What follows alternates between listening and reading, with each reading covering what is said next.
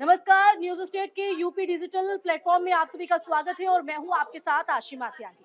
आज का टॉपिक मैं आपको उससे पहले बताऊं, आपको यूपी के सियासी हलचल के बीच आज की एक बड़ी तस्वीर से मैं अपनी चर्चा की शुरुआत करूंगी। मैं कैमरा पर्सन से कहूंगी कि आप तस्वीर को जरा दिखाइएगा। आज की ये बड़ी तस्वीर है, मुख्यमंत्री योगी आदित्यनाथ, उनके साथ में आपको केशव प्रसाद मौर्य और अगली तरफ आपको नजर आ रहे होंगे डिप्टी सीएम ब्रजेश पाठक भी। देखिए, ये तस्वीर इसलिए काफी बड़ी हो जाती है क्योंकि अब तक हम बीते दिन अगर बात करें तो उत्तर प्रदेश से लेकर दिल्ली तक सियासी हलचल जो है वो काफी ज्यादा तेज हो चली थी और उसके बाद लगातार जो शीत युद्ध की बात है वो सामने आ रही थी। लेकिन उस बीच ये तस्वीर निकलकर सामने आना ये कहीं ना कहीं एक बहुत बड़ा इशारा कर रहा है कि जो अब तक अंदरूनी कलह देखने को मिल रही थी उस पर कहीं ना कहीं विराम यहाँ पर लग गया है। लेकिन क्या विराम लग गया है? क्या वो जो संकट के बादल देखने को मिल रहे थे वो सच में छट चुके हैं? इसी पर आज हम चर्चा करेंगे। मेरे सहयोगी गौरव भी मेरे साथ है और पंकज जी भी हमारे साथ जुड़ेंगे। तो गौरव, फिलहाल तो सबसे पहले आप ही से जान लेते हैं क्योंकि सियासी हलचलों के बीच हम देख रहे थे उत्तर प्रदेश में माना जा रहा था कि सीएम योगी आदित्यनाथ और केशव प्रसाद मौर्य और डिप्टी सीएम ब्रजेश पाठक का नाम भी सामने आ रहा था कि कुछ सब कुछ ठीक नहीं चल रहा है। लेकिन आज की जो बड़ी तस्वीर हम देख पा रहे हैं उसको लेकर आप क्या कहेंगे? जी, निश्चित तौर पे मुझे ऐसा लगता है कि लोकसभा के नतीजे के बाद जैसे पार्टी के अंदर खाने प्रदेश में सब कुछ ठीक नहीं चल रहा था, लेकिन फिर जैसे पार्टी के हाईकमान ने तलब किया दिल्ली लखनऊ वालों को दिल्ली, उसके बाद प्रधानमंत्री मोदी की एक मीटिंग होती है, ऑल सीएम मीटिंग होती है। निश्चित तौर पे सारे सीएमओ के साथ मीटिंग होती है, लेकिन पार्टी के जो सूत्र हैं वो बताते हैं कि ऑल पार्टी सीएम मीटिंग के बाद प्रधानमंत्री नरेंद्र मोदी केशव प्रसाद मौर्य, ब्रजेश पाठक और योगी आदित्यनाथ के साथ एक बंद कमरे में मीटिंग करते हैं और वहाँ नसीहत देते हैं कि वहाँ सब कुछ ठीक हो, क्योंकि आगे उपचुनाव भी आने वाले हैं। ऐसे में पार्टी में अगर सब कुछ ठीक रहेगा तो ही जनता विश्वास करेगी और दोबारा से हम पे भरोसा कर पाएगी। तो बिल्कुल ये बात इसलिए भी खड़ी हो रही है क्योंकि सब कुछ ठीक ठाक इसलिए कहा जा रहा है गौरव, क्योंकि हमने देखा है कि आज जिस तरह से विधानसभा सत्र का शुरुआत हुई उससे पहले केशव प्रसाद मौर्य लगातार जो है 3 ट्वीट लगातार करते हैं जिसमें सीएम योगी आदित्यनाथ का जिक्र होता है। तो कहीं ना कहीं इस बात को ये साफ इशारा करता है क्योंकि इससे पहले अगर हम देखें तो ट्वीट में कहीं ना कहीं उनका जिक्र भी नहीं हो रहा था और कई मौकों पर वो इस बात को कह भी चुके थे कि सरकार से बड़ा संगठन होता है। लेकिन अब मुख्यमंत्री योगी आदित्यनाथ का जिक्र भी होना अपने ट्वीट में कहीं ना कहीं इस बात को इशारा करता नजर आता है। देखिए, कहीं ना कहीं तो केशव प्रसाद मौर्य के अंदर मलाल तो है ही इस बात का कि 2017 में जो प्रचंड बहुमत मिली थी, उनके नेतृत्व में मिली थी, वही प्रदेश अध्यक्ष थे। तो उनके मन में एक बात की टीस तो रही है, उसी डे वन से रही है जब से 2017 से बीजेपी गवर्नमेंट बनी है, कि उन्हें मुख्यमंत्री बनना चाहिए था। समर्थकों को भी लगता था कि अगर पार्टी सत्ता में आती है तो केशव प्रसाद मौर्य सीएम होंगे, लेकिन फिर पार्टी हाईकमान योगी आदित्यनाथ को मुख्यमंत्री बनाती है। तो इस चीज को लेकर एक डे वन से खींचतानी तो दोनों मुख्यमंत्री और डिप्टी सीएम के बीच में रही ही है। अब वो चीजें जब लोकसभा के नतीजे आए तो पहले वो जो अंदर खानी चीजें थी वो खुल के बाहर आने लगी, सार्वजनिक मंच से होने लगी। केशव प्रसाद मौर्य ऐसी पहली बार नहीं है कि जब उन्होंने कहा हो कि संगठन सरकार से बड़ा है, वो कई मौके पे कह चुके हैं। लेकिन जब मंथन को लेकर जब मीटिंग हो रही थी, कार्य समिति की मीटिंग हो रही थी, उसमें उन्होंने जब कार्यकर्ताओं के सामने कहा कि ये जो दुख आपका है वो दुख मेरा भी है, तो ये एक बड़े फोरम पे था। हालांकि बाद में जो प्रधानमंत्री के साथ जो मीटिंग हुई है उसमें कहा गया है कि अगर आपको कोई भी दिक्कत हो तो आप पार्टी फोरम पे इसको लेके बोले, आप सार्वजनिक मंच से ना बोले।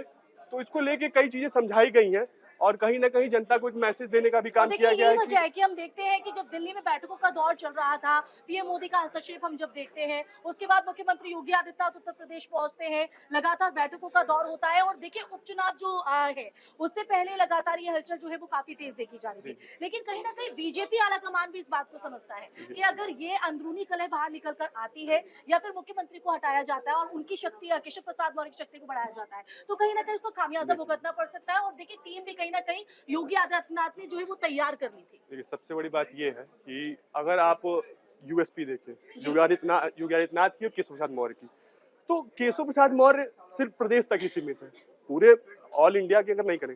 अगर आप किसी सांसद का कोई प्रत्याशी अगर या विधानसभा का कोई प्रत्याशी है, अगर आप चुनने के लिए कहें कि आपको केशव चाहिए या योगी चाहिए, तो प्रत्याशी कहे कि मुझे योगी चाहिए अपने क्षेत्र में प्रचार के लिए। और सबसे बड़ी बात यह है कि जो नेतृत्व परिवर्तन की बात हो रही थी यूपी में, तो आपने देखा होगा कि जब Yogi ji all CM party meeting में गए थे तो उनके हाथ में एक फाइल थी। कहीं ना कहीं प्रदेश जब लखनऊ से दिल्ली गए योगी जी, तो योगी जी अपना पूरा होमवर्क करके गए थे। उससे पहले उन्होंने संजय निषाद से मुलाकात की, पल्लवी पटेल से मुलाकात की। तो सिराथू में अगर जो 2027-22 वाली चुनाव में जो हार मिली थी, तो वो एक संदेश भी देना चाहते थे कि हमारे वहाँ सब कुछ ठीक चल रहा है, बस ऐसे माहौल बनाया जा रहा है। हालांकि जब आपने देखा था कि जब लोकसभा में जब प्रधानमंत्री का वो अभिभाषण था, उस समय प्रधानमंत्री ने किसी मुख्यमंत्री की पीठ नहीं थपथपाई थी, बिल्कुल। सिर्फ सीएम योगी की पीठ थपथपाई थी। तो प्रधानमंत्री ने कहीं ना कहीं इशारा दे पहले भी दे चुके हैं कि हम 27 का चुनाव भी योगी आदित्यनाथ के नेतृत्व में ही लड़ेंगे, और अंदर खाने की जो बात है वो सारी चीजें अंदर खाने चलती रहेंगी, पार्टी स्तर पे उसे ठीक भी किया जाएगा। बिल्कुल, तो देखिए सियासी हलचल के बीच आज की बड़ी तस्वीर भी हमने आपको दिखाई और वो ट्वीट भी हमने आपको ज़िक्र किया है, जिसमें केशव प्रसाद मौर्य ने योगी आदित्यनाथ का ज़िक्र किया है। हमारे सहयोगी पंकज जी भी हमारे साथ हैं और जो सियासी हलचल अभी फिलहाल हम यहाँ पर देख रहे हैं, उस बीच हम माना जाए कि आज की जो ट्वीट है केशव प्रसाद मौर्य के, आज की जो तस्वीर है विधानमंडल की बैठक के बाद जो निकल कर सामने आई है, क्या माना जाए कि जो शीत युद्ध देखा जा रहा था, उस पर विराम लगते हुए अभी देखिए पूरी विराम तरीके से? फिलहाल तो इसे विराम माना जा सकता है, लेकिन अभी क्या बोलते हैं, इसका असर लंबे अरसों समय तक देखा इसको जाएगा। दरअसल है क्या, जो देखिए यूपी का जो अपना नेचर है, यूपी का जो समीकरण है, यूपी से जो सत्ता की चाबी जाती है, और यूपी इतना बड़ा स्टेट है, जी। इस स्टेट में प्रधानमंत्री मोदी के लिए, बीजेपी आलाकमान के लिए कोई भी फैसला इतना जल्दी ले लेना, जो एक सिटिंग मुख्यमंत्री को हटा के दूसरे को बना देना, तो ये बड़ा बड़ा टफ होता है। जी। हाँ, भले उनको सीटें उस हिसाब से नहीं आई, उपचुनाव अभी है, फिर 2027 का आना है, तो थोड़ा सा टफ है, लेकिन क्योंकि आज बीजेपी चूंकि कहीं ना कहीं पंकज जी इस बात को समझती है कि उपचुनाव की अगर हम बात कर ही रहे हैं और उपचुनाव के बाद इस तरह की हलचल हमने देखी थी, तो 2 सीटों पर ही कहीं ना कहीं वो सिमट रही थी और ऐसे में ये तमाम ऐसे फैक्टर्स हैं जिसको बीजेपी ने मंथन किया।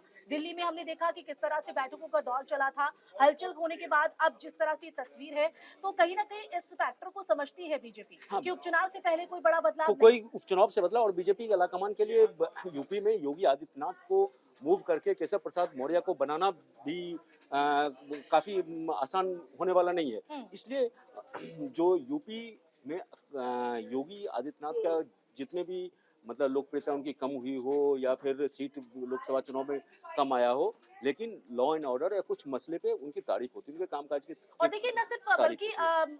मतलब सत्ता पक्ष के लोग बल्कि विपक्ष के लोग, क्योंकि अफजाल अंसारी की अगर हम बात करें तो उन्होंने भी कहीं ना कहीं ये कहा था कि जो सीटें आई हैं वो मुख्यमंत्री योगी आदित्यनाथ की वजह से ही जीत पाई है। तो वो योगी आदित्यनाथ पे बीजेपी कैसे पूरा ठीकरा फोड़ देगी, जी। सवाल ये भी उठता है। हम्म। तो इसलिए अभी सुलह कराने की एक कोशिश की गई है, और इसमें फिलहाल बीजेपी सफल होती दिख रही है। प्रधानमंत्री ने साफ निर्देश दिए हैं तीनों को, जो सूत्रों के हवाले से खबर मिली, जो एक साथ तीनों नेताओं के साथ प्रधानमंत्री ने खुद बैठक की और उन्हें निर्देश दिए, जो भाई सो सब कुछ जो भी हो सो पार्टी फोरम पे आप करो, पब्लिक फोरम पे ये सब नहीं होनी चाहिए। अंतर और देखिए अंतर बीजेपी अंतर की अंतर कलह की यूएसपी बात यही नहीं रही होती। है कि वो हर एक पार्टी फॉर्म की बात करती है, एक ही सुर में कहीं ना कहीं बोलते हैं। गौरव कुछ कहना चाह रहे हैं आप? जैसे मैं कहना चाहता हूँ कि व्यक्तिगत तौर पे योगी आदित्यनाथ की छवि में कोई गिरावट नहीं आई है। अगर आप देखें तो टिकट बंटवारे के समय भी योगी आदित्यनाथ की नहीं चली थी। उन्होंने जब पहला सर्वे हुआ था तो उन्होंने कहा था कि इन प्रत्याशियों की टिकट बदलनी चाहिए, लेकिन उन प्रत्याशियों की टिकट नहीं बदली, तो फिर गाज योगी आदित्यनाथ पे कैसे गिरेगी? कोई सवाल ही नहीं पैदा होता।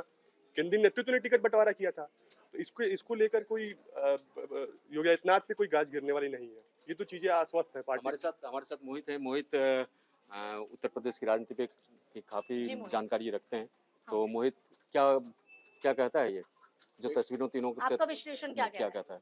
केशव प्रसाद मौर्य को लेकर देखिए, केशव प्रसाद मौर्य की अगर हम राजनीति की जो हम बात कर रहे हैं, केशव प्रसाद मौर्य 2017 में, जैसा बताया अभी कि 2017 में लगा था कि एक ओबीसी मुख्यमंत्री होगा, लेकिन देखिए एक समीकरण है, जिस तरीके से फोटोज आ रही हैं, जो मंत्री हैं, चाहे निषाद हों, राजभर हों, और तमाम जो ओबीसी या दलित जाति के जितने भी बड़े बड़े नेता हैं, सबको ये बात पता है कि अंतर कलह चल रही है। ऐसे समय में भी अगर कोई नेता केशव प्रसाद मौर्य से जाके मिल रहा है, तो कहीं ना कहीं केशव प्रसाद मौर्य में कुछ तो अभी ताकत बाकी है, चाहे वो शीर्ष नेतृत्व से आ रही हो या वो खुद से प्रिटेंड कर रहे हो। तो ऐसा बिल्कुल भी नहीं है कि तो क्या यही वजह है कि कई मौकों पर वो ये कहते हैं कि सरकार से बड़ा संगठन है?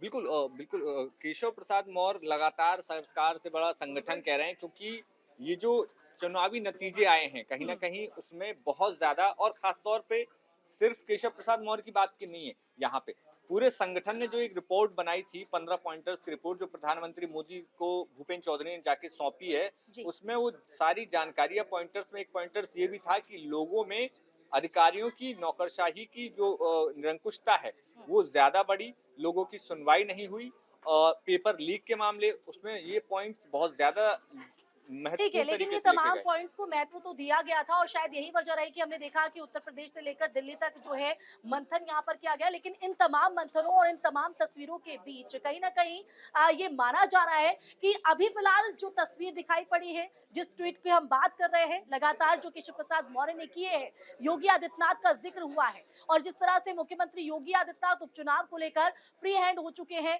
बैठकें कर रहे हैं, जो तमाम मंत्री हैं उनकी जवाबदेही, उनकी जिम्मेदारी भी तय कर दी गई है। उसके बाद तो एक बात ये साफ है कि कहीं ना कहीं केशव प्रसाद मौर्य को अभी 2027 तक कहीं ना कहीं इंतजार करना होगा। लेकिन ये जो संकट के बादल देखे जा रहे थे, जो शीत युद्ध देखा जा रहा था, जो फिलहाल पर अभी विराम लगते हुए दिखाई पड़ रहा है, ये विराम कब तक रहेगा, ये बड़ा प्रश्न चिन्ह है। इसी के साथ हमारे आज के इस टॉपिक में चर्चा पर यही विराम लगाते हैं, फिर हाजिर होंगे एक नए टॉपिक के साथ। नमस्कार। न्यूज नेशन अब व्हाट्सएप पर खबरों के ताजा अपडेट के लिए न्यूज नेशन के इस क्यूआर कोड को स्कैन करें।